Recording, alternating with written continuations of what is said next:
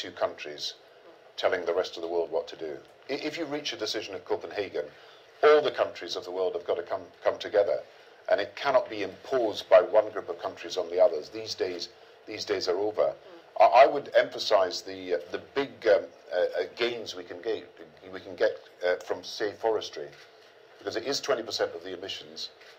You see what can be done. As long as you can prevent illegal logging, you can put quite a lot of money into developing industries and agriculture and employment around these forest areas, and you can get huge benefits from that. So that's one of the areas where I think by concentrating some money and good policies, we can actually make a difference quite quickly. But Ed is right.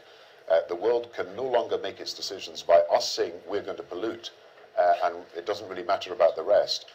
Because so much more of the emissions will come from the developing countries in future years, as they try to make a difference to the prosperity of their country, they have got to be directly involved in the decisions. And so any decision has got to have Africa's support and Asia's support and Latin America's support, as well as the support of Europe and America.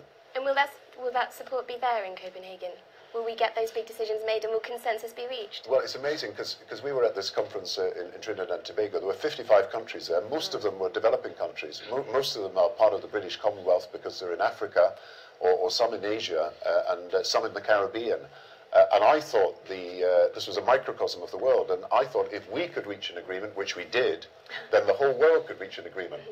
And I think it spurred people on to the possibility that when people meet in Copenhagen next week, there's far more of a consensus than we thought. But there are two big problems that are going to be solved. We've got to be honest about it. We're only halfway there. If we can't get countries to give ambitious objectives, whether they are targets or simply mitigation plans for 2020, then nobody will believe that we're going to solve the problem. You know, long-term promises are not good enough. You've got to have immediate action.